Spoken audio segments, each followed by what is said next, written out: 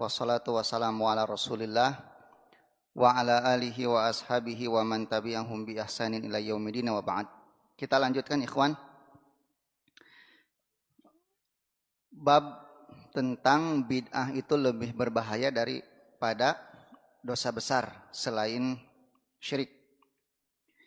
Nah, ayat ini ayat yang dibawakan oleh Syekh, innallaha la yaghfiru an yushraka bih wa yaghfiru ma duna dzalika liman yasha. Maksudnya bahwa terkadang bid'ah itu mencapai derajat apa? Syirik. Gitu. Jadi ada bid'ah-bid'ah yang memang dia termasuk kepada bid'ah syirkiyah.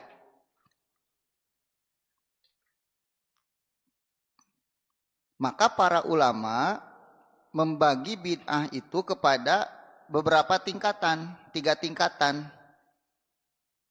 Yang pertama ada yang disebut dengan al-bid'ah al-mukaffirah. Bid'ah al-mukaffirah, yaitu bid'ah yang menyebabkan pelakunya kafir. Gitu ya, yaitu bid'ah syirkiyah itu. Bid'ah syirkiyah. Maka para pelaku bid'ah syirkiyah ini batal Islamnya. Karena ini termasuk nawaqid al-Islam.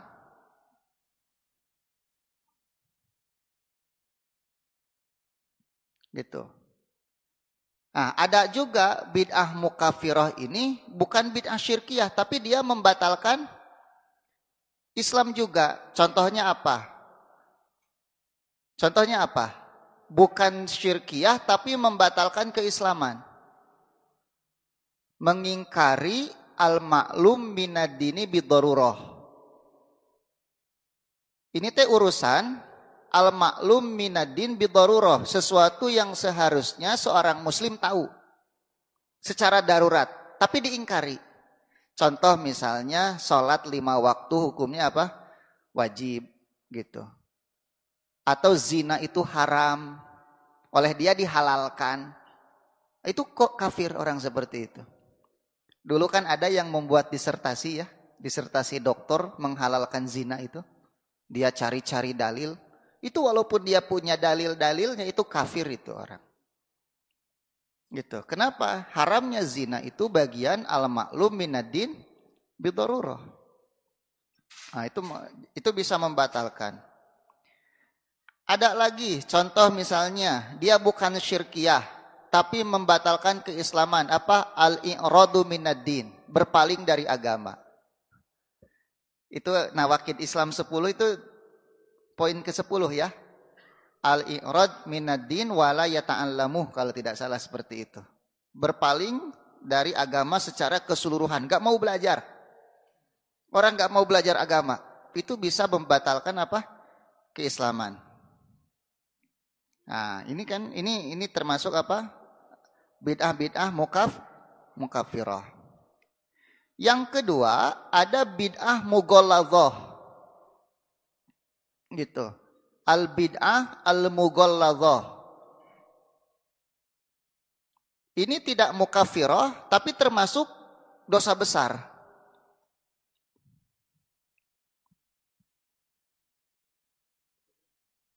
Contohnya misalnya mengadakan maulid bid'iyah gitu kan ya, acara-acara maulid gitu. Atau membangun kuburan di pakai kubah dan semacamnya. Itu bid'ah, dosanya besar itu. Gitu ya. Atau mencari berkah dari sesuatu yang Allah tidak menetapkan keberkahan, padahal itu ayat tangkal badag, tangkal caringin. Minta berkah gitu. Mencari keberkahan. Bahkan sebagian ulama menganggap ini bisa mengkafirkan juga hal-hal seperti ini. Gitu ya. Ngeri. Nah, ada bid'ah-bid'ah shoghiroh, bid'ah-bid'ah yang apa? Al-bid'ah as-shoghiroh. Nah, ini kebanyakan orang jahil yang biasanya orang-orang yang nggak mau belajar Islam ini masuk dalam hal-hal seperti ini. Bid'ah-bid'ah sogiroh ini ya seperti misalnya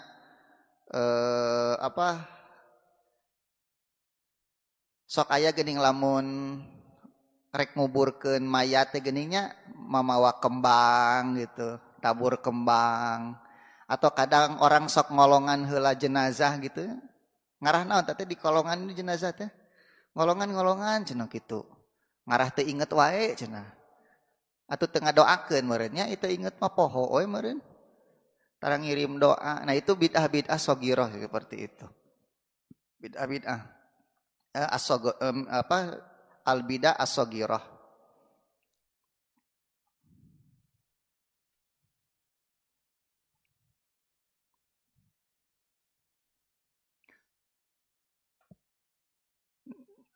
Nah, jadi itu ikhwan pembagian apa? Bid'ah ya. Pembagian dari bid'ah. Nah, kira-kira karena ada pembagian bid'ah itu berarti kita menganggap enteng bid'ah tidak? Nya henteu atuh. Sama we. Ciga dosa oge, ada dosa besar, dosa kecil. Lamun dilakukan terus ya jadi badag oge gitu. Nah, ini pembagian seperti ini tujuannya apa? Supaya nanti kita dalam menghadapi para pelakunya jangan disamakan. Gitu. Bedakan antara pelaku bid'ah mukafiroh dengan tidak mukafiroh itu tidak sama. Ya, jangan seolah karena ada sebagian orang yang menganggap kalau bid'ah itu tingkatannya apa? Sama semua, enggak. Sama dengan maksiat. Ada dosa besar, ada dosa kecil. Oleh sebab itu ketika kita berdakwah, maka perilaku kita itu tidak boleh sama antara pelaku dosa besar dengan dosa apa? Kecil dalam mengingkari atau bid'ah mukafiroh dengan tidak mukafiroh. Nah, ini penting dalam fikih dakwah nanti ya di dalam mendakwahi para pelaku apa? Bid'ah ini. Nah, kemudian mu'alif berkata wa qauluhu ta'ala faman adlamu mimman iftara 'alallahi kadziban. Maka siapakah yang lebih zalim dari mereka yang mengada-ngada dusta atas nama Allah liyudillan nasa untuk menyesatkan manusia bigoiri ilmin. Nah, berdusta atas nama Allah itu Pak banyak. Gitu ya. Banyak. Di antaranya membuat syariat di mana Allah pun tidak menetapkan syariat tersebut. Kemudian mengada-ngada di dalam urusan agama yaitu yang disebut dengan bid'ah itu. Karena dengan seperti itu orang bodoh akan mengira bahwa bid'ah itu bagian dari agama tersebut. Orang bodoh akan mengira bahwa itu disyariatkan oleh Allah padahal tidak. Nah, oleh sebab itu bid'ah itu masuk ke dalam al-iftira 'alallah. Berdusta atas nama apa? Allah Subhanahu wa taala. Kemudian Allah berfirman lagi liyahmilu auzarahum kamilatan yaumal qiyamah. Hendaklah mereka kata Allah menanggung dosa-dosa mereka secara keseluruhan pada hari kiamat. Wa min auzaril ladzina yudillunahum dan dosa-dosa orang-orang yang mereka sesatkan bigoiri ilmin tanpa ilmu ala sa'ama yazirun. Sungguh jelek apa yang mereka tanggung tersebut. Artinya pelaku bid'ah atau ahlul bid'ah yang membuat kebid'ahan kemudian diikuti bid'ahnya itu oleh banyak orang, dia akan menanggung dosanya sendiri dan dosa orang-orang yang mengikutinya. Jadi hati-hati. Ternyata dosa yang ditanggung itu bukan dosa dia sendirian, tapi setiap orang yang mengikuti bid'ahnya. Kadang saya suka bertanya, sekarang di masjid itu jadi banyak orang yang bernyanyi, Pak. Ya, ceculuwungan bernyanyi dan mengira sedang bersolawat. Saya tidak tahu siapa yang membuat nyanyian-nyanyian itu, kemudian menganggap bahwa ini adalah solawat. Diajarkan, disebarkan. Kemudian orang-orang jahil mengikuti. Dan mereka pun bersenandung-senandung di dalam masjid. Padahal jelas di dalam hadis Nabi melarang. Untuk mengumandangkan apa? Hal-hal seperti itu. Nyanyian-nyanyian di dalam masjid seperti itu. Dan ini banyak dilakukan. Saya suka berpikir ini orang yang membuat salawat-salawat palsu ini bagaimana tanggung jawabnya di hadapan Allah itu. Bahkan ada sebagian orang yang menganggap justru bid'ah-bid'ah itu menjadi syarat untuk seseorang dianggap ahlus sunnah wal jamaah gitu. Berarti lamun tara solawatan, tara itu lain ahlu sunnah gitu. Itu bagaimana ini tanggung jawabnya di hadapan Allah ini? Apakah kemudian Nabi dan para sahabat pun bukan ahlu sunnah karena cara beragamanya tidak sama dengan mereka gitu? Karena faktanya kan Nabi tidak seperti itu. Sahabat pun tidak melakukannya. Tapi kemudian mereka menjadikan itu sebagai standar ahlu sunnah dan bukan ahlu sunnah. Kalau tidak merayakan ini bukan ahlu sunnah gitu. Jadi ahlu sunnah mah kudu ngarayakeun. Nah ini bagaimana ini tanggung jawabnya di hadapan Allah. Sedangkan yang mengikuti mereka itu tidak sedikit, Pak. Tidak sedikit. Nah, dan di dalam hadis banyak kan? Misalnya nih, Nabi berkata dalam sebuah hadis, La tuqtalu nafsun zulman, kata Nabi. Tidak ada satu manusia pun yang dibunuh secara zalim illa kana ala ibni Adam al-awwal. Gitu, illa kana ala ibni Adam al-awwal kiflun min damiha. Tidaklah satu jiwa dibunuh secara zalim kecuali atas anak Adam yang pertama dia menanggung dosa darahnya itu. Siapa? Kabil. Ya, si Kabil. Kenapa? Li'annahu awwalu man sannal qatla. Karena si Kabilah orang yang pertama kali melakukan pembunuhan. Maka setiap orang yang membunuh si Kabil teh kabagian dosana. Artinya Pak, kalau dulu si Kabil tidak melakukan pembunuhan, moal aya pembunuhan teh gitu. Pembunuhan manusia nggak akan ada kecuali ngabunuh binatang gitu. Kan eta mah sudah pasti lah, tapi ini membunuh manusia. Itu yang pertama itu dia, si Kabil itu. Nah, kemudian Nabi Shallallahu Alaihi Wasallam bersabda lagi,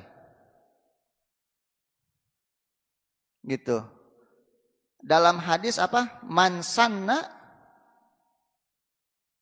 apa itu? Mansana alal huda, kan gitu ya. Barang siapa yang melakukan satu kebaikan, kana lahu ajrun, maka baginya pahala dan pahala orang yang mengikutinya. Dan barang siapa yang melakukan keburukan, maka baginya keburukan orang-orang yang mengikutinya, tanpa dikurangi dari dosa mereka sedikit pun. Nah, oleh sebab itu para pelaku bid'ah atau para ahli bid'ah, ahli bid'ah itu mereka yang memang kreatif ya, menciptakan bid'ah, kemudian mengajak orang melakukannya. Ini harusnya banyak memikirkan ayat-ayat seperti ini. Hadis-hadis Nabi Shallallahu Alaihi wasallam gitu. Ini dosanya dosa jariah lah. Jadi ada pahala jariah, ada juga dosa jariah. Akan terus mengalir selama orang melakukan keburukan yang dia lakukan. Liyahmilu auzarahum kamilatan yaumal qiyamah wa min auzaril ladzina yudillunahum, dan dosa-dosa yang mereka sesatkan bighairi ilmin, tanpa ilmu, ala sa'a ma yazirun gitu.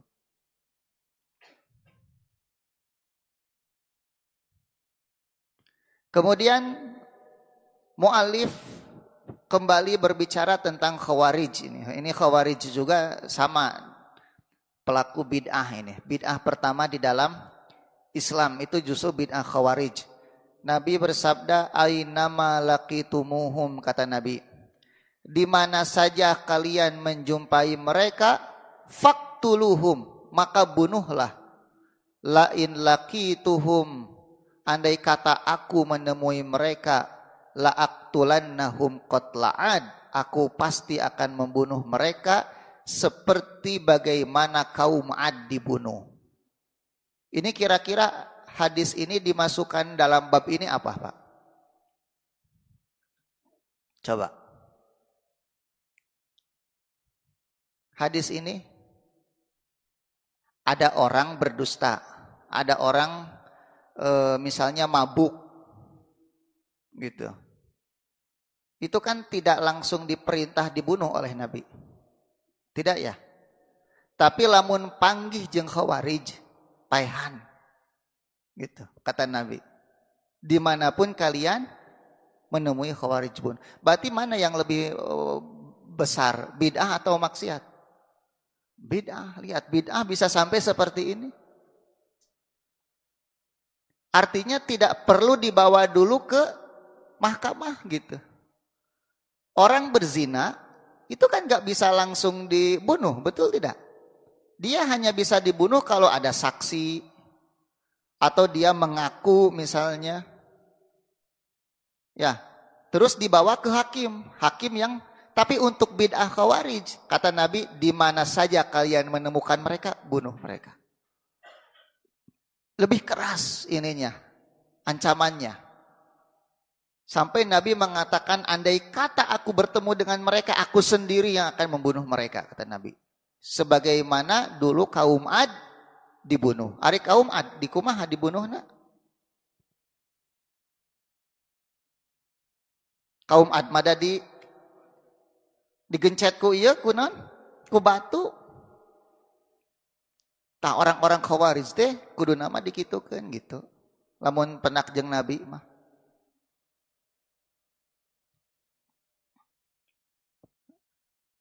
Nah, matak lamun aya nu merangan ISIS teh geus bener eta teh.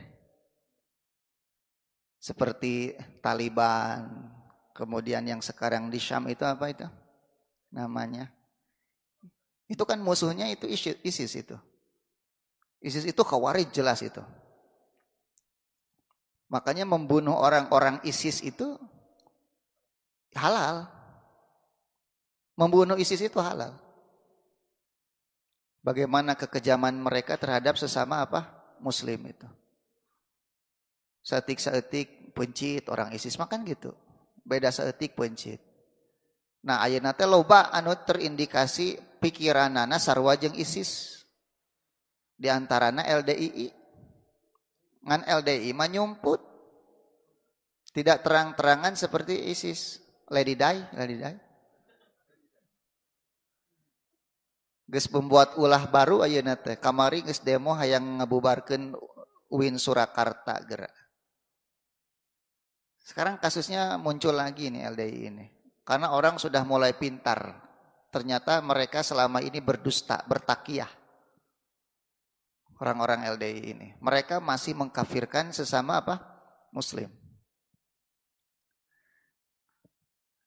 Muncul lagi nih di media tentang LDI. Mudah-mudahan MUI bisa menyikapi ini. Karena ternyata selama ini mereka mengeluarkan buku putih kan.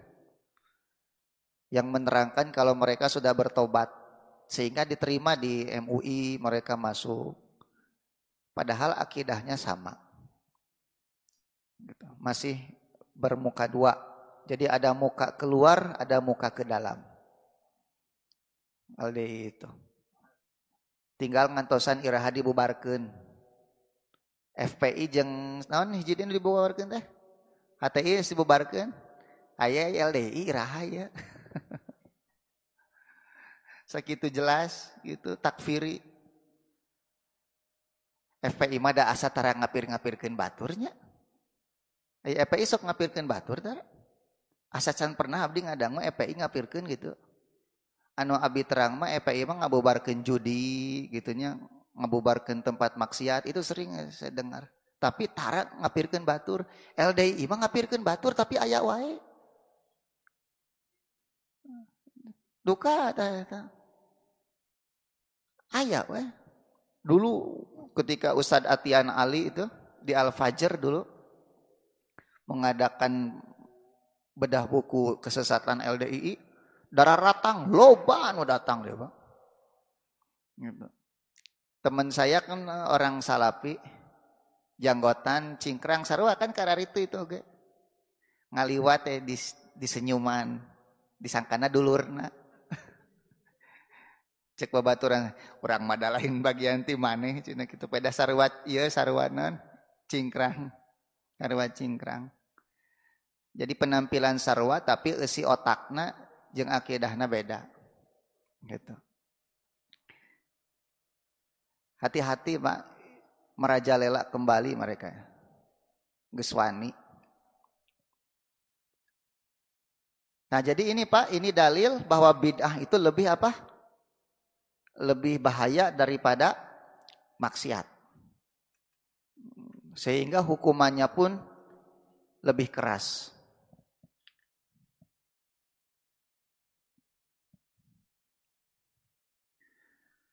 Kemudian Nabi Shallallahu Alaihi Wasallam bersabda lagi.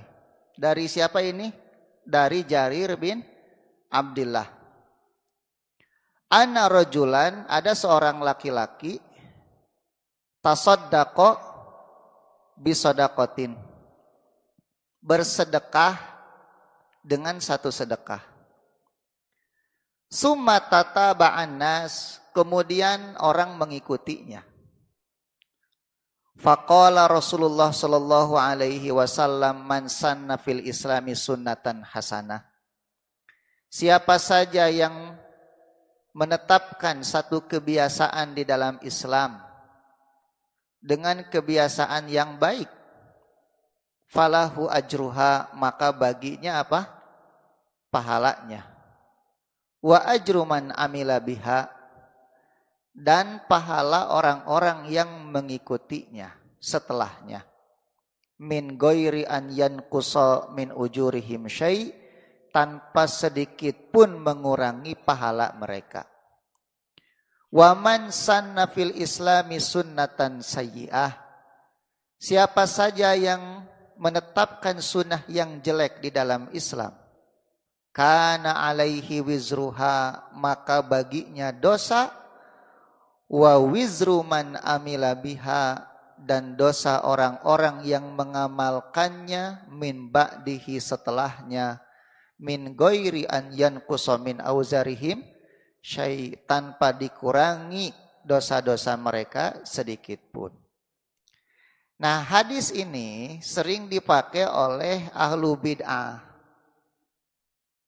untuk membuat tata cara ibadah di dalam Islam, kemudian mereka cari-cari dalilnya.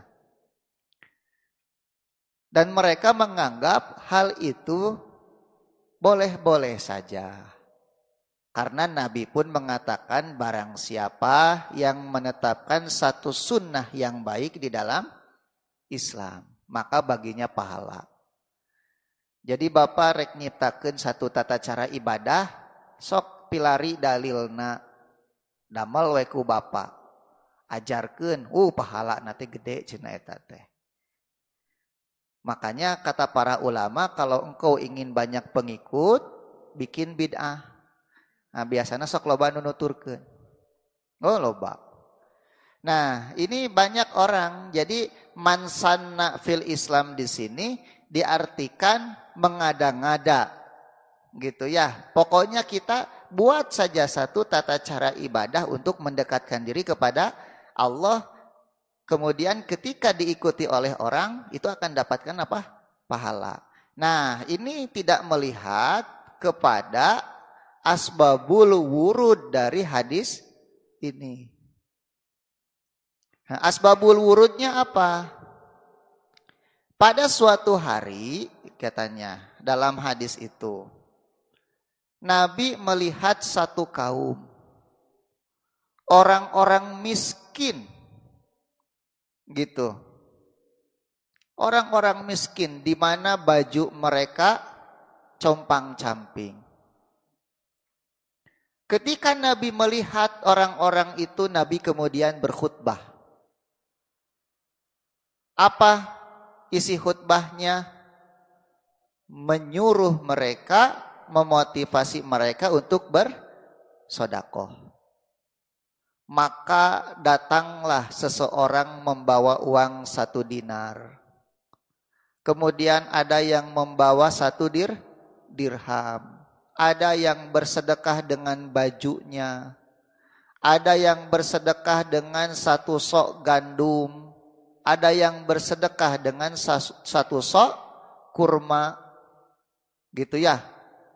Sampai Nabi mengatakan walau bisyiki tamratin, kata Nabi, hendaklah kalian sedekah walaupun dengan sebutir apa?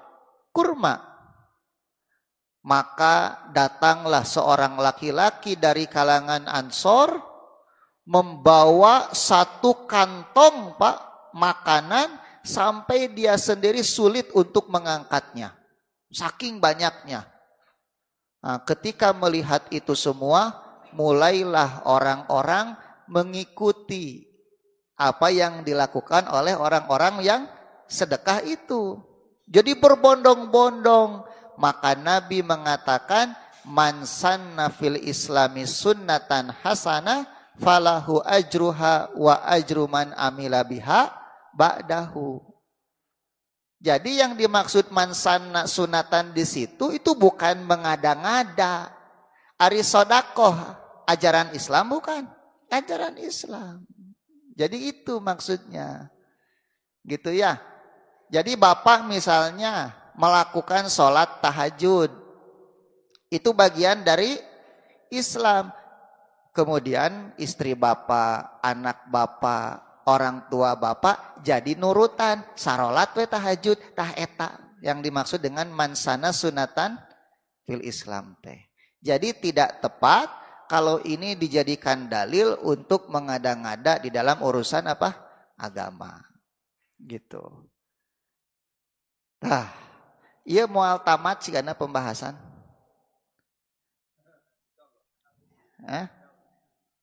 Sakali deui.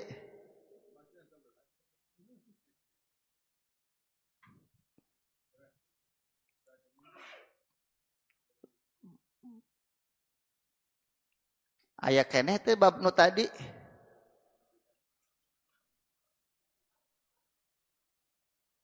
Oh, ada satu lagi hadis ya. Manda'a ila huda. Nah, ini sama hadisnya. Suma manda'a ila bolalah. Gitu, sama. Makanya di dalam riwayat yang lain bukan mansana sunatan tetapi manda'a ila huda. Manda'a ila huda itu mansana sunatan hasanatan. Nah, itu jadi saling menafsirkan antara satu hadis dengan hadis yang lainnya.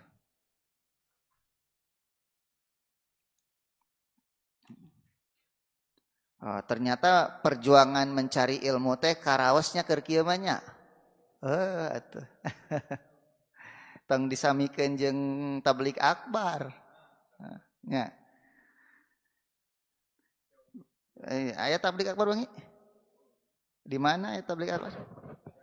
Saha? Ustaz Firanda. Oh. Abi matara kenging beja nu kararitu.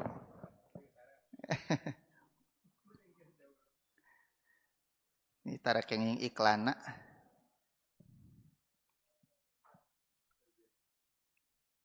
Nah, jadi man sana sunatan itu artinya manda'a ila huda. Gitu ya. Manda'a ila huda. Berarti man sana sunatan sayyi'atan itu manda'a ila dhalalah.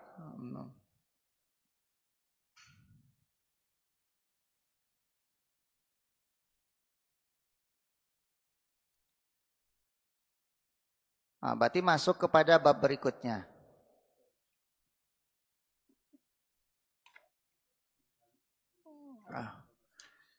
Judulnya Maja'a annallaha ihtajaza taubata ala sahibil bid'ah.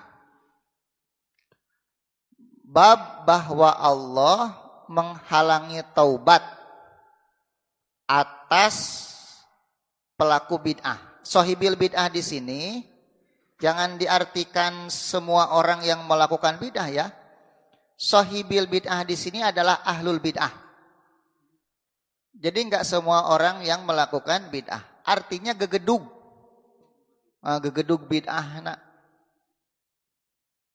Gitu. Jadi orang-orang yang enggak belajar kemudian terseret-seret karena tidak tahu, itu bukan yang dimaksud dengan judul ini.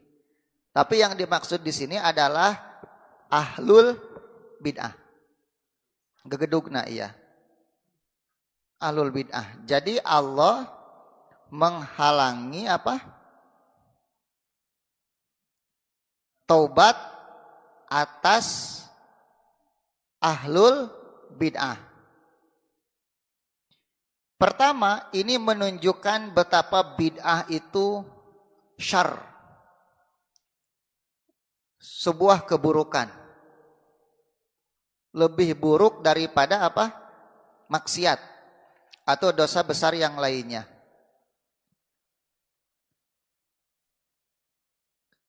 Kemudian yang kedua, yang dimaksud ihtajaza di sini bukan berarti Allah tidak menerima taubat pelaku bid'ah, enggak.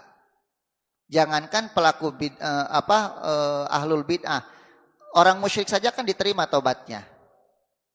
Nah, tetapi yang dimaksud ihtajaza di sini, Allah itu lam yuwafik, seringkali tidak memberi taufik kepada ahlul bid'ah untuk bertaubat.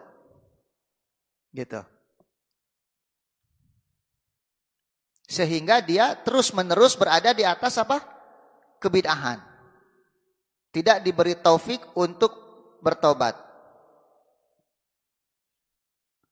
Karena apa? Karena dia merasa berada di dalam kebenaran. Beda dengan ahlu maksiat. Dia sadar kalau ahlu maksiat itu berbuat dosa. Sehingga kemungkinan untuk bertobat besar. Nah, beda dengan ahlu bid'ah. Nah, karena dia merasa berada di atas kebenaran, sehingga tidak mau menerima nasihat. Nah, maka itu yang dimaksud dengan ihtajaza. Allah tidak memberikan apa? Taufik untuk bertaubat. Syekhul Islam Ibnu Taimiyah pernah menukil ucapan Imam Sufyan Ats-Tsauri. Al-Imam Sufyan Ats-Tsauri berkata, al-bid'atu, bid'ah itu, ahabbu ila iblis, lebih dicintai oleh iblis, minal maksiyah, daripada maksiat. Kenapa? Fa innal maksiyata yutabu minha, karena maksiat itu ditaubati, wal bid'atu la yutabu minha, sedangkan bid'ah tidak ditaubati. Jadi kalau setan sudah tidak sanggup menggoda seseorang dengan maksiat, dia akan menggodanya dengan apa? Kebid'ahan. Karena dengan maksiat orang sadar, oh ini dosa, gak boleh. Tapi dengan bid'ah orang tidak sadar kalau dia sedang berdosa kepada Allah. Makanya lebih sulit menyadarkan orang yang memang merasa dirinya itu tidak salah gitu. Hese pisan ngalawan Pak. Nektreg. Naon dah alus ieu mah gitu. Alus na ieu mah.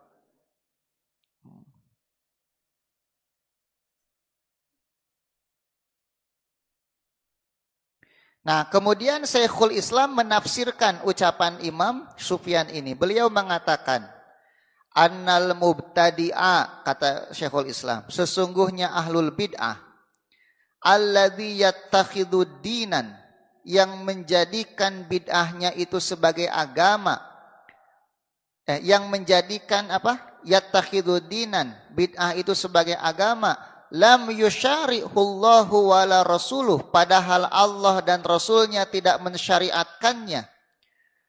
Qad zuyyina lahu su'u amalihi, sungguh keburukan amalnya seolah-olah telah ditampakkan sebagai kebaikan, fara'ahu hasanah, maka dia pun menganggap itu sebagai kebaikan. Fahuwa la yatubu, maka dia tidak bertobat, madama yarahu hasanan, selama dia memandang perbuatannya itu perbuatan yang baik, gak akan bertobat. Lianna awala taubati, karena awal dari pertobatan itu al ilmu adalah mengetahui, bi anna fi'lahu sayyi, bahwa perbuatannya buruk, liyatuba minhu, sehingga dia bertobat. Jadi orang itu bertobat karena memandang apa yang dilakukan itu suatu apa? Keburukan. Kalau orang melihatnya itu kebaikan, mau tobat. Gitu ya.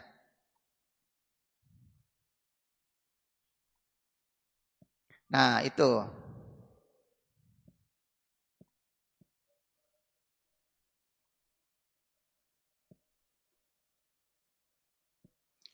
Nah, di antara dalil Pak yang mendukung hal ini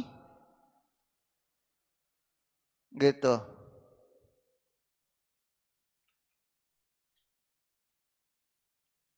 Itu adalah hadis tentang Khawarij itu. Di mana Nabi mengatakan yamruquna minal Islam kama yamruqus sahmu minar ramiyah summa la yaudun. Orang Khawarij itu disifatinya seperti apa? Mereka melesat dari Islam sebagaimana melesatnya anak panah dari busurnya, summa la yaudun, kemudian mereka tidak pernah kembali lagi. Artinya kekeh dina bid'ahna terus. Di bejaan ge hese we. Itu orang Khawarij. Nah, sebagian ulama dengan hadis ini ada yang menganggap Khawarij itu sudah kafir dari Islam. Ya, jadi kalau ada ulama mengkafirkan Khawarij, itu dalilnya ini. Gitu. Ya, jadi tidak kembali lagi.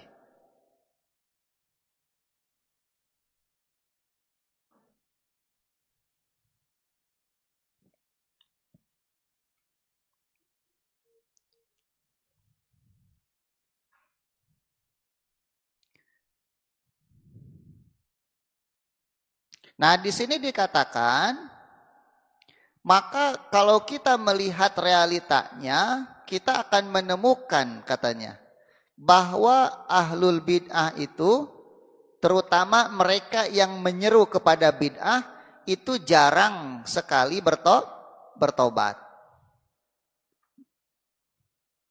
Nah, berbeda dengan para pengikutnya katanya. Bagi para pengikutnya ini beda lagi. Karena seringkali kebid'ahan itu tidak bercokol dalam hatinya. Jadi mereka itu di sini watakunu fitratuhum qabilatan lil haq. Biasanya kalau orang-orang jahil yang hanya mengikut saja, itu fitrahnya itu biasanya masih apa? Masih bagus. Ketika diberitahu, mereka akan kembali kepada kebenaran gitu. Tetapi kalau para penyeru kepada kebid'ahan itu sangat sulit sekali untuk kembali kepada kebenaran, ila adadan la yatajawaz al asyarat, hanya segelintir orang saja. Kata kata penulis buku ini, yang kembali kepada kebenaran. Nah, kemudian penulis buku ini menyebutkan beberapa ulama ya yang tadinya tenggelam dalam ilmu-ilmu kalam gitu. Tapi kemudian kembali kepada kebenaran. Di sini disebutkan seperti Imam Al-Ghazali gitu kan. Seperti Imam Al-Asy'ari, Imam Juwaini, Imam Ar-Razi gitu, yang dulunya tenggelam di dalam filsafat, di dalam ilmu kalam, tapi kemudian kembali kepada akidah Ahlussunnah wal Jamaah. Tapi memang itu sangat jarang sekali. Itu sangat jarang sekali. Kebanyakan orang-orang yang tenggelam dalam bid'ah itu sulit untuk bertaubat. Dan kita bisa saksikanlah dalam kehidupan kita sehari-hari.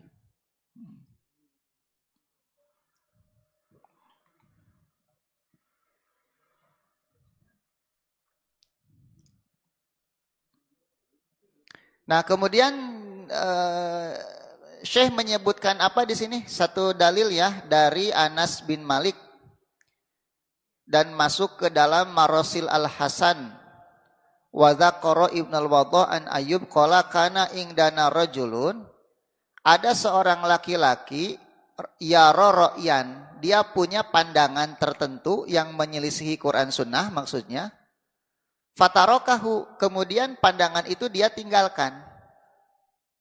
Fa'ataitu Muhammad ibn Sirin, maka aku menemui Muhammad bin Sirin dan aku berkata, asya'arta anna fulanan taraka ra'yah, apakah kamu sudah tahu, katanya, si fulan sudah meninggalkan pendapatnya yang sesat itu. Maka Ibnu Sirin berkata, unzur ila madza yatahawwal, perhatikan olehmu, dia merubah pikirannya itu kepada pikiran apa? Gitu. Artinya apa? Ibnu Sirin ketika melihat ahlul bid'ah meninggalkan pikiran lamanya, itu beliau masih ada keraguan. Biasana ninggalkeun pikiran lama asup ke pikiran sesat nu lainna gitu. Ahlul bid'ah mah. Iya, mereka kan senang berdebat ya. Biasanya debat ketika pikiranna eleh teh nuturkeun anu menang gitu. Makanya ahlul bid'ah itu seringkali pikirannya itu berpindah-pindah dari satu pikiran bid'ah kepada pikiran bid'ah yang lainnya. Makanya Ibnu Sirin mengatakan cing tinggali, ninggalkeun pikiran lamana, apakah kembali kepada kebenaran atau kepada pikiran sesat yang lainnya. Sampai kemudian di akhir hadis itu beliau mengemukakan hadis Nabi, yamrukuna minal Islam summa la yauduna ilaih. Mereka melesat dari Islam kemudian tidak bisa kembali lagi. Nah, biasanya gitu. Orang ahlu bid'ah itu gitu. Geus dibejaan ge hese we. Tinggali nu kamari maot, geus umur sakitu. Buya saha eta teh? Orang liberal kan? Wah, dia berbicara tentang Islam tanpa ilmu. Oh, nah buya eta tinggali. Itu sampai mati cara berpikirnya seperti itu. Nauzubillah. Bahkan ketika mati pun kan digotongna oge make peti atuh. Tidak seperti umat Islam. Gitu ya, no diboehan hungkul. Ini mirip saja dengan agama-agama yang dia anggap semua agama itu benar. Nauzubillah. Itu mati dalam kondisi seperti itu dia.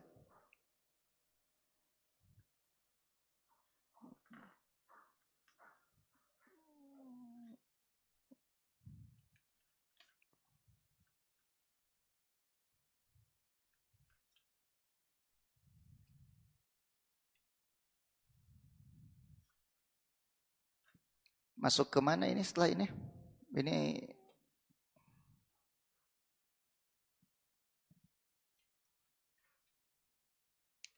ya ahlal kitab ya.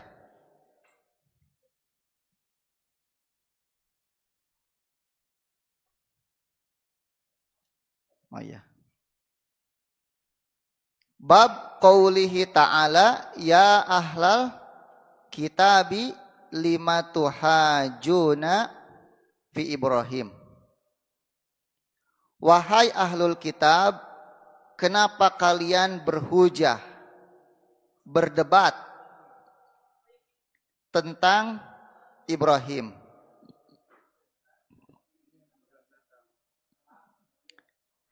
Nah ini ayat mengingkari orang-orang Yahudi di dalam perdebatan mereka tentang Nabi Ibrahim. Di mana Yahudi menganggap Ibrahim itu orang Yahudi. Orang Nasrani menganggap Ibrahim itu orang Nasrani. Nah mereka, kata Ibnu Abbas, berkumpul di depan Nabi Shallallahu Alaihi Wasallam. Debat, cek orang Yahudi tenawan da Ibrahim Yahudi, cina gitu.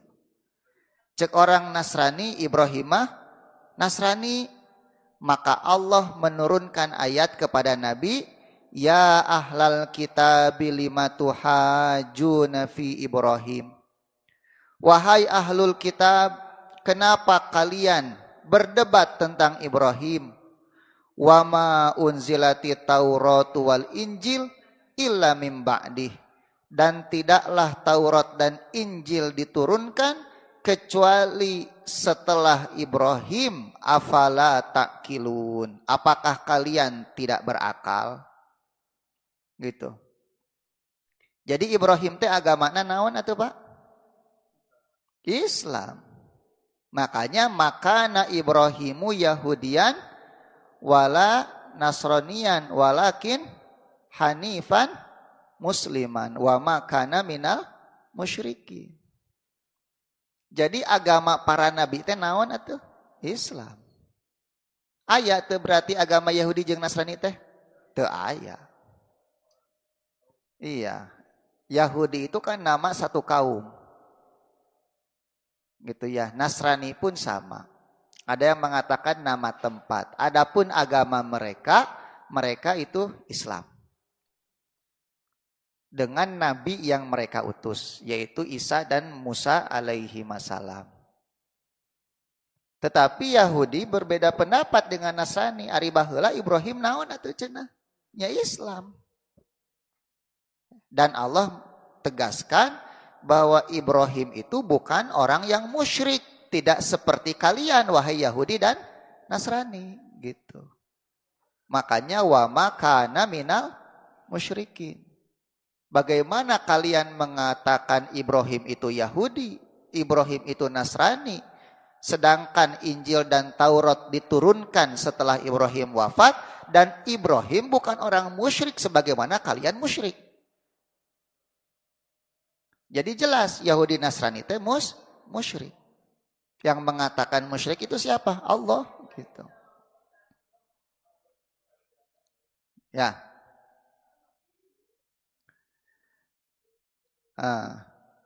Kemudian afala ta'qilun, kata Allah, apakah kamu tidak punya akal?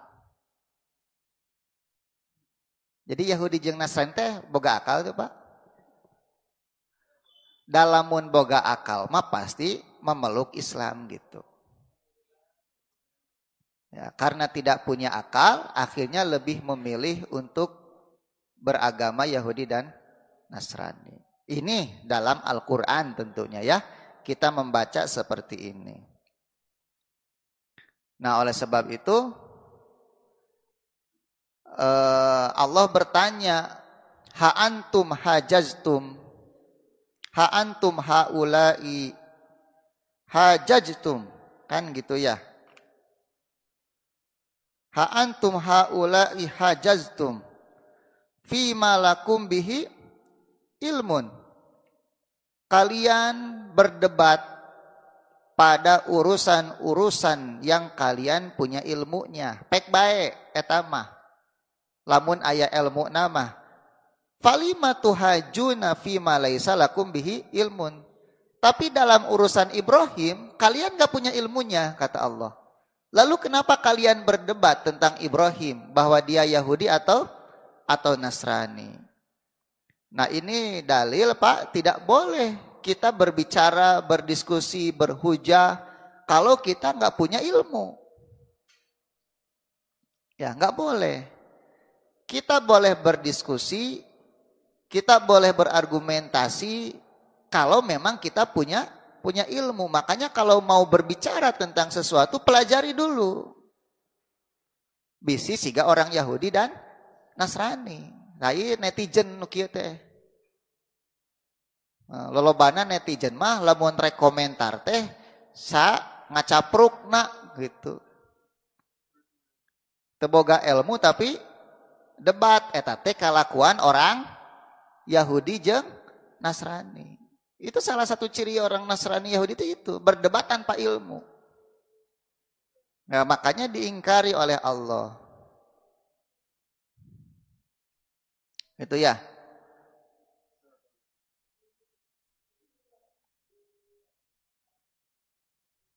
Makanya Allah mengatakan wallahu ya'lamu wa antum la ta'lamun. Allah Maha mengetahui sedangkan kalian tidak apa? Tidak mengetahui gitu.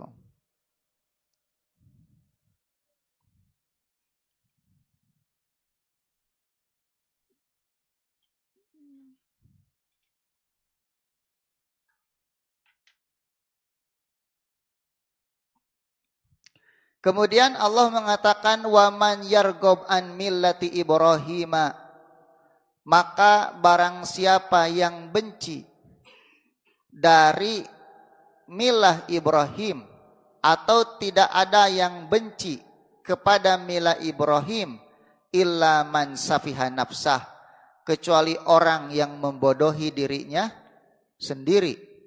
Wala qad istafainahu fid dunya, sungguh kami telah memilih Ibrahim di dunia ini, memilihnya untuk menjadi nabi, Pak, memilihnya untuk mendapatkan petunjuk dan hidayah.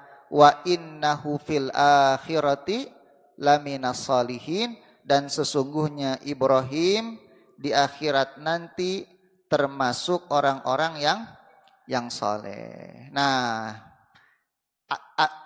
intinya ayat ini Pak disematkan oleh Syekh dalam kitabnya ini untuk menunjukkan bahwa di antara keutamaan Islam, Islam itu adalah agama yang dulu dipeluk oleh Nabi Ibrahim alaihi salam. Gitu. Ya. Jadi Islam itu satu-satunya agama. Ibrahim sebagai bapak para nabi, agamanya Islam, bukan Yahudi dan bukan Nasrani. Ini menunjukkan keutamaan agama ini, bahwa agama ini adalah agama seluruh nabi. Gitu ya, agama seluruh nabi.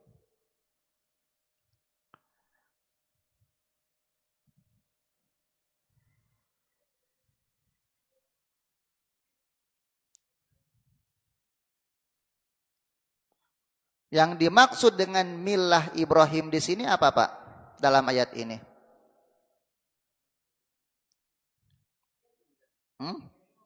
Nah, yang dimaksud dengan milah Ibrahim ini ya ini tauhid ini, agama Islam. Hanya memang kalimat Islam itu dikenal sebagai nama sebuah agama itu setelah Nabi kita Muhammad diutus. Kalau dulu lebih dikenal dengan milah Ibrahim atau Al-Hanifiyah. Nah, itu istilah sebelumnya. Ya, tapi intinya sama, yaitu mengajarkan tentang ketauhidan kepada Allah Subhanahu wa taala. Nah, milah Ibrahim ini yang disebutkan di dalam surat Al-An'am 7879 ini. Ya qaumi inni bariun mimma apa? Tusyrikun. Inni wajahtu wajhiya lilladzi fataras samawati wal arda hanifan wa ma ana minal musyrikin. Nah, itu milah Ibrahim itu.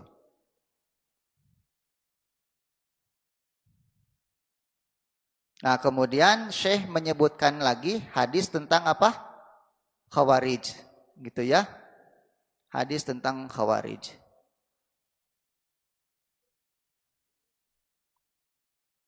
Setelah itu di dalam Sahih annahu sallallahu alaihi wasallam berkata, inna ala abi fulanan laisuli bi auliya. Sesungguhnya si fulan dari keluarga ayahku itu bukanlah wali bagiku, kata Nabi, bukan kekasihku. Innama auliyai al-muttaqun, hanya saja kekasihku itu adalah orang-orang yang bertakwa. Hanya saja kekasihku adalah orang-orang yang bertakwa. Ini menunjukkan bahwa ikatan akidah, ikatan agama ini lebih besar daripada ikatan nasab, ikatan darah. Wali itu artinya apa? Dari kalimat walayah, artinya mahabbah. Gitu. Jadi wali itu artinya kekasihku. Oleh sebab itu, kalau ada keluarga kita melakukan kemusyrikan, murtad, kufur, itu enggak boleh kita mencintai apa? Mereka. Walaupun dalam urusan muamalah tetap berjalan dengan baik. Gitu ya. Jadi mahabbah kita itu hanya kita berikan kepada orang-orang yang beriman. Walaupun tidak ada ikatan apa? Keluarga. Karena apa? Aulia kita yang sebenarnya itu adalah al-muttaqun, orang-orang yang bertakwa kepada Allah. Nah, oleh sebab itu kita bisa menyaksikan ya, bagaimana para sahabat dulu berperang hatta dengan saudaranya sendiri untuk membela agama Islam ini. Nah, ini menjadi dalil bahwa Nabi Shallallahu Alaihi Wasallam berlepas diri dari siapa saja yang tidak berada di atas apa? Ketauhidan. Walaupun orang tersebut bagian dari anggota keluarganya. Nah, di antaranya siapa? Abu Lahab misalnya kan. Abu Lahab itu pamannya Nabi Shallallahu Alaihi Wasallam. Dan ini dalil bahwa orang yang bertakwa lebih Nabi cintai. Makanya Nabi menjadikan Salman Al-Farisi misalnya. Bilal bin Robah. Dari mana Bilal itu? Dari Ethiopia. Suhaib orang mana itu? Orang Romawi. Itu lebih Nabi cintai ketimbang saudara-saudaranya yang orang Arab yang tidak beriman kepada Allah. Nah, ini menunjukkan bahwa perwalian mahabbah di dalam Islam itu harus dibangun di atas dasar akidah, ketauhidan kepada Allah Subhanahu wa taala.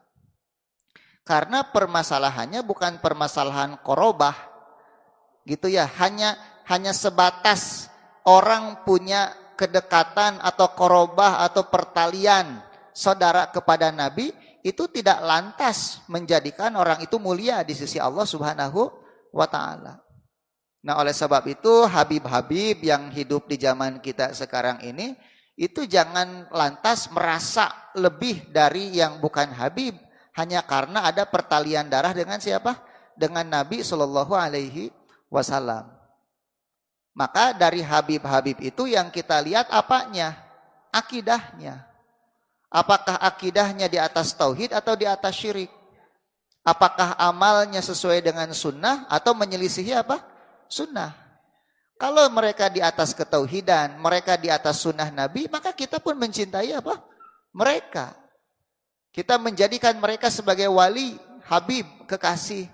Tapi kalau mereka musyrik, mengajarkan khurafat, bisa mareman api neraka, tiup gitu. Bisa mi'raj 7 kali sapoe misalnya.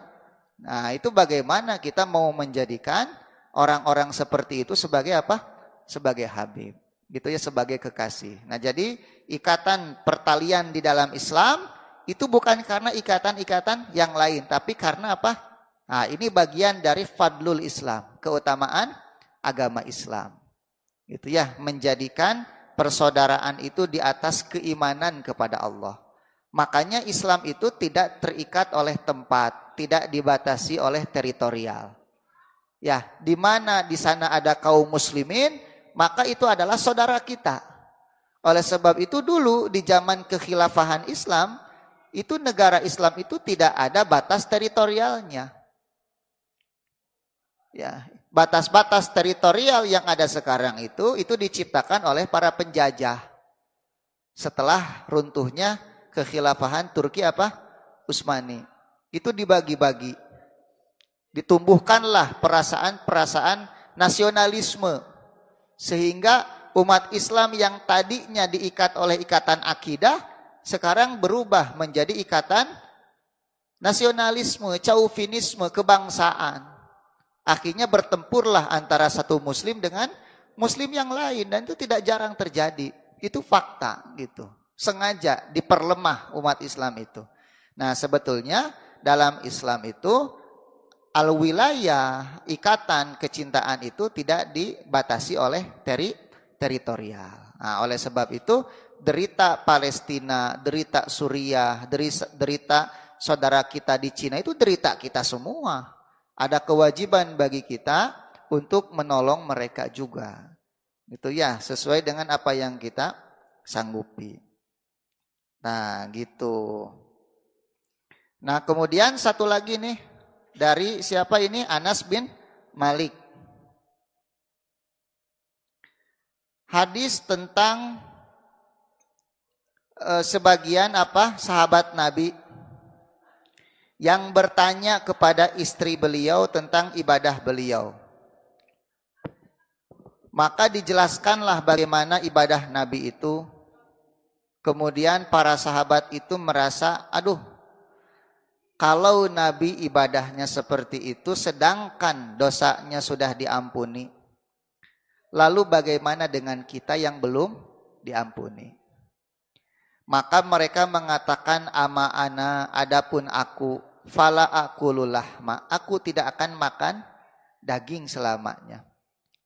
Yang lain mengatakan, ama ana fa'akum wala anam, adapun aku akan selalu sholat malam dan tidak akan tidur. Dan yang lain berkata, ama ana fala atazawwajun nisa, aku tidak akan menikah. Rek ibadah sing leket gitu, meninggalkan wanita. Kemudian yang lain mengatakan, ama ana fa'asumu wala uftir. Adapun aku akan berpuasa dan tidak akan berbuka. Gitu. Saya ngobrol.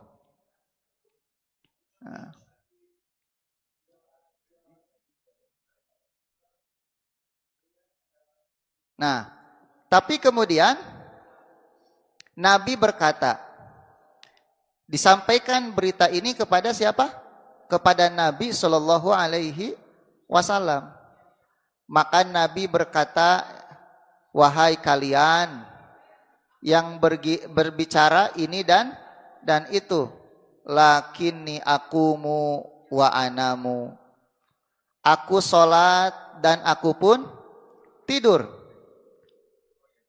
Asumu wa uftir. Aku berpuasa dan aku pun berbuka. Wa atazawwajun nisa, dan aku pun menikahi wanita. Ya, beberapa, 9 Nabi. Ya, An-Nisa itu kan banyak. Wa akulul lahma, dan aku pun memakan daging. Faman rogiba an sunnati falaisa minni. Barang siapa yang benci dengan sunnahku, maka dia bukan bagian dari dia. Ini orang-orang ini, Pak, sahabat ini meninggalkan hal itu karena benci sunnah Nabi atau tidak? Tidak ya. Tidak ada kebencian. Motivasinya apa? Mereka khawatir kalau ibadah mereka terlalu sedikit dibandingkan dengan ibadah Nabi yang notabene dosa-dosa beliau sudah diampuni. Maknya orang nuloba dosa ibadahna rek kieu-kieu wae gitu. Jadi tujuannya apa? Baik tidak?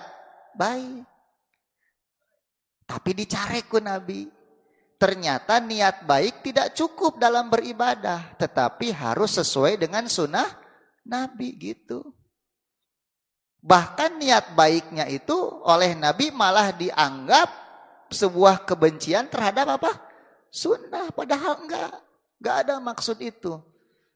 Niatnya baik, tapi Nabi mengatakan barang siapa yang benci dengan sunnahku. Gitu. Ya, barang siapa yang benci dengan sunnahku, maka dia bukan bagian. Tak kira-kira anu ngahaja ayeuna ngajieun bid'ah kumaha gitu. Ya. Orang ini kan sebetulnya tidak membuat sesuatu yang baru kan? Salat malam ada contohnya enggak dari Nabi? Ada. Puasa ada. Tapi ketika dilakukan tidak sesuai dengan apa yang Nabi lakukan, misalnya Nabi sholat, Nabi juga tidur. Jadi kebid'ahannya dalam apa ini sebetulnya? Berlebih-lebihan di dalam mengerjakan agama. Gitu. Padahal apa yang dilakukannya masih dalam koridor yang dicontohkan oleh Nabi. Cuma dia berlebih-lebihan. Itu dianggap benci dengan sunnah Nabi. Nah sekarang bagaimana dengan mereka yang sengaja menciptakan sesuatu yang baru, yang sudah berada di luar koridor sunnah Nabi itu. Berarti lebih parah dong kalau begitu ya. Nah oleh sebab itu kecintaan kepada Nabi itu hanya bisa kita lakukan kalau ibadah kita sesuai dengan sunnah Nabi itu. Gitu. Di luar itu maka niat kita itu tidak dianggap oleh Nabi Shallallahu Alaihi Wasallam. Artinya tidak cukup dengan niat yang baik, tetapi harus dilakukan dengan cara yang baik juga. Nah ini Pak, diantara lihat keutamaan Islam itu bahwa sunnah Nabi itu tidak memberatkan umatnya. Gitu. Ini diantara fadlul Islam. Ketika ada orang yang berpikiran ekstrim, wah itu sudah tidak dianggap masuk ke dalam Islam secara kafah, gitu ya. Ini ekstrim cara berpikirnya. Nah kemudian Syekh mengatakan apa? Fata'ammal kata Syekh, maka perhatikanlah oleh kalian. Idza kana ba'du sahabah aradat tabattul lil ibadah. Apabila sebagian sahabat ingin tabattul, tabattul itu jadi fokus tidak menikah dengan tujuan untuk ibadah. Qila dikatakan fihi hadal kalam al-ghalidh, maka Nabi mengucapkan ucapan yang sangat keras ini. Wasummiya fi'luhu ruguban anis sunnah. Nabi menamai apa yang dilakukan sahabat itu benci terhadap apa? Sunnah. Fama dhannuka bi ghairi hadza minal bid'ah. Lalu apa pendapatmu dengan perbuatan bid'ah selain itu? Wa ma dhannuka bi ghairi sahabah, dan apa pendapatmu jika hal itu dilakukan oleh selain sahabat. Jadi sahabat wae tidak boleh, dilarang melakukan sesuatu yang di luar apa yang Nabi lakukan, walaupun sebetulnya itu masih dalam koridor sunnah. Tapi cara melakukannya melebihi dari apa yang Nabi lakukan.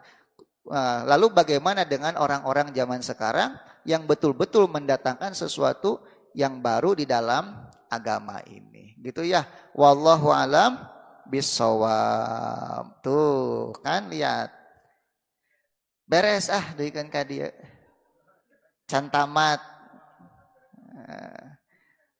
Ada yang bertanyakan dulu sebelum ditutup?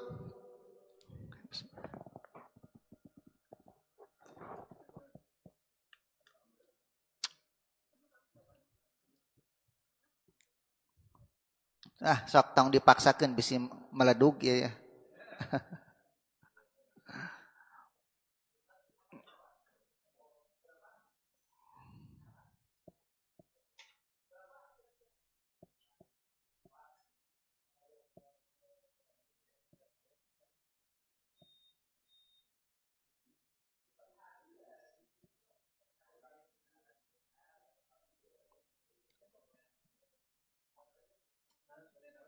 Mangga.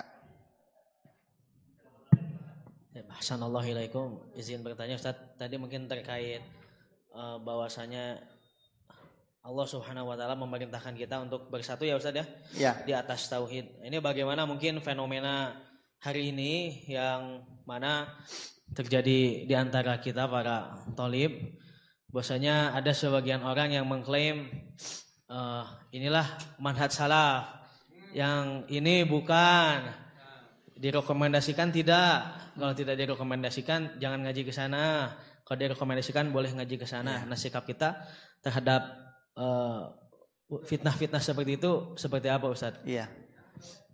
Ini persis seperti apa yang dikatakan oleh Syekh Utsaimin. Beliau mengatakan bahwa menisbahkan diri kepada manhaj salaf itu satu hal yang utama, kata beliau. Karena salaf itu kan para sahabat, tabi'in, tabi'ut tabi'in. Tapi kalimat salafi zaman sekarang oleh Syekh Utsaimin itu lebih banyak digunakan untuk sikap-sikap hizbiyah. Ini fatwa beliau ini. Setelah beliau melihat kondisi orang-orang yang mengaku salafi tapi saling berpecah di antara mereka. Yang ini menganggap dirinya salafi, yang itu bukan. Tapi itu pun mengatakan mereka justru yang salafi, yang ini. Jadi mana nu bener tuh? Gitu. Ya. Maka secara tidak sadar mereka sudah terjebak dengan sektarian, dengan hizbiyah. Kullu hizbin bima ladaihim farihun, kata Allah. Setiap hizbi bangga dengan apa yang ada pada dirinya sendiri. Maka hakikatnya kita kembali kepada hukum, bukan kembali kepada nama. Kalaupun mereka menamai diri mereka salafi, tapi kalau sikap mereka memecah belah hizbi. Dan sikap memecah belah itu ciri ahlul bid'ah. Gitu. Padahal kaidahnya apa? Al ilmu rahimun baina ahli, kata para ulama. Ilmu itu harusnya menjadi rahim, kasih sayang di antara para penuntutnya. Lalu bagaimana setelah menuntut ilmu malah saling memusuhi, saling menjauhi dengan orang yang sama-sama mengaku belajar manhaj ahlu sunnah wal jamaah. Rujukan ulamanya sama gitu, kitab yang dibacanya sama. Hanya nu ieu ustadna ieu, nu itu ustadna itu. Nu ieu radiona ieu, nu itu radiona itu. Sejak kapan kesalafiahan dibangun di atas dasar ustadz ini dan ustadz itu, radio ini dan radio itu? Gitu. Nah, jadi orang-orang seperti itu hizbi. Walaupun penampilannya sama, dalam Quran tahsabuhum jami'an wa qulubuhum syatta. Kalian mengira mereka itu satu, padahal hati mereka berselisih. Bertemu di jalan mengucapkan salam saja tidak dijawab. Ya, tidak dijawab. Bermesraan dengan orang-orang sekuler, tapi kemudian memusuhi para dai. Ini bagaimana ini? Dengan orang sekuler begitu mesra, bisa duduk bersama, ngobrol bersama. Tapi para dai mujahid dikata-katain jelek oleh mereka. Kadang-kadang urusannya urusan pribadi itu. Tapi kemudian ngajak orang, ngajak jamaah. Yang jamaah itu tidak tahu menahu. Urusan pribadi dibungkus seolah-olah urusan manhaj. Itu banyak yang seperti itu. Ini sakit orang-orang seperti ini. Orang-orang sakit ini. Makanya antum jangan terpengaruh dengan dai-dai yang mudah untuk memecah belah apa? Umat. Hati-hati antum. Ketika kita berpecah belah, yang senang siapa? Kafir lah, orang kafir. Ya, kalau bisa ketemu orang-orang seperti itu nasihati. Kasihan. Saya yakin orang-orang seperti itu orang-orang yang hatinya gelisah itu. Resah. Kadang hayang panggih jeung babaturana wae susulumputan lantaran beda pangajian. Babaturana ngaji di ustad itu, si ieu ngaji di ustad ieu, hayang panggih susulumputan. resah, ragu gitu, gelisah. Kenapa? Takut ditahdzir oleh komunitasnya. Aduh, ini cara beragama macam apa seperti ini? Setelah beragama, belajar manhaj, hidupnya semakin resah, semakin gelisah, semakin jauh dari kaum muslimin. Nauzubillah, itulah dampak dari hizbiyah. Urang mah kudu ngarasa dulur jeung sarua Islam mah. Jeung sasaha ge kudu dulur urang mah. Ada perbedaan pendapat, bicarakan dengan ilmiah. Ngobrol dengan ilmiah, ini dalilnya, ini dalil saya, dalil Anda mana? Apakah perbedaan ilmiah harus masuk ke dalam hati? Enggak. Beda jeung Syiah, beda jeung Mu'tazilah, beda jeung Khawarij. Iya, sesama ahlu apa? Sunnah. Sesama mereka yang belajar manhaj. Tapi kemudian bertengkar. Gitu ya.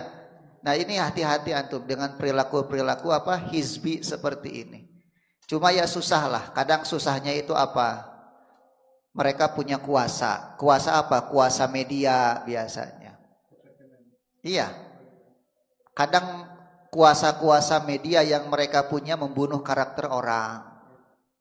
Sesama salafi dibunuh karakternya. Sesama ahlus sunnah dibunuh karakternya. Kade jangan ngaji ke ustadz itu manhajnya bermasalah. Manhaj yang mana? Duka. Nu penting manhajnya bermasalah. Gak pernah dijelaskan manhajnya yang mana. Gitu ya, hati-hati ikhwan. Sekarang banyak orang-orang narsistik yang bersembunyi di balik topeng agama sekarang itu.